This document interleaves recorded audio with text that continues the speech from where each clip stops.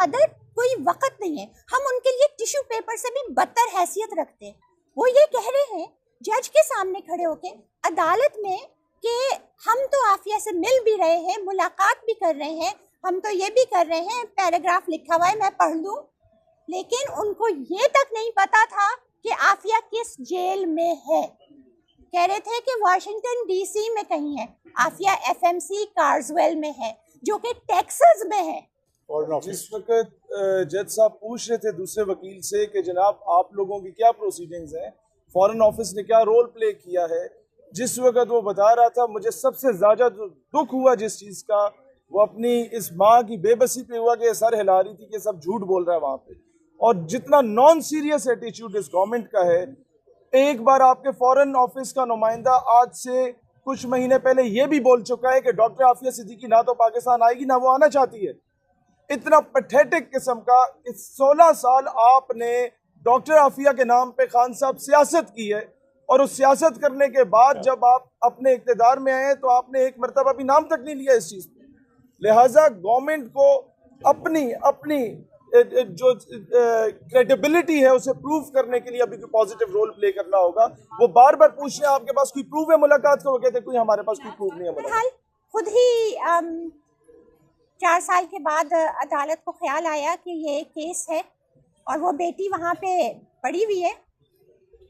मुझे अफसोस इस बात का हुआ, अफसोस भी हुआ और एक तरह से मेरे ख्याल से अच्छा भी हुआ कि पूरी कौम ने ये देखा कि हमारी फॉरेन ऑफिस एक आम पाकिस्तानी के लिए, हमारी गवर्नमेंट के लिए, एक आम पाकिस्तानी, पाकिस्तान की इज्जत और पाकिस्तान की डिग्निटी ऑफ ऑनर की कोई कहाँ डीसी कहाँ टेक्सास। तो ये मेरे ख्याल से अवाम के लिए एक वेकअप कॉल है कि हमारे जो ये कारकंदे जो हमें जो कहते हैं कि वो हमारे नुमाइंदे हैं, वो अपने अलावा किसी के नहीं। और मैं बहुत मशकूर हूँ इस कोर्ट की कि और जज साहब की कि उन्होंने भी इस बात को महसूस किया और उन्होंने कहा कि उन्होंने भी ये देखा कि ये इतने कैजुअल एक इंसान की ज़िंदगी, और ये इंसान की नहीं, पाकिस्तान की इज्जत और वक़ार का मामला है और पाकिस्तान से ही अगवा किया गया है, एक शर्म का कलंक का टीका है, और आपको कोई, आपके माथे पे एक बल नहीं, आपकी आंख में एक आंसू नहीं, आपके दिल में एक जुम्बिश भी नहीं। लेकिन अल्लाह ताला ऐसे जजों को जो अब भी कानून की पासदारी और इंसानियत को वो रखते हैं, अल्लाह ताला उनको हिम्मत दे और तौफीक दे कि वो ऑर्डर भी दें और उस पर इम्प्लीमेंट और अमल भी करवाए कि आफिया को फौरी से फौरी वापस लाया जाए। एक दूसरी चीज़ मैं कहूँगी कि 4 साल हो गए जब पिछली बार यहाँ पे केस लगा था ना, और जज साहब ने जब ऑर्डर दिया था उस वक्त आफिया से बात कराई थी। उसके बाद 4 साल हो गए हमारी आफिया से कोई बात नहीं हुई है, कोई मुलाकात नहीं हुई है, कोई बात नहीं हुई है और कोई मुलाकात नहीं हुई है। हमें ये नहीं पता, हमें प्रूफ ऑफ लाइफ चाहिए।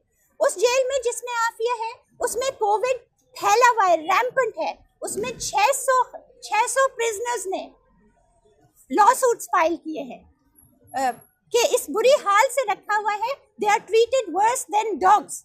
लेकिन हमारे जितने फॉरेनर्स थे उस जेल में, हर जेल में उनकी गवर्नमेंट्स ने उनको लेकर उनको क्वारंटीन अपनी एम्बेसीज में किया और आधों ने अपनी एम्बेसी से अपने मुल्क भेज दिया।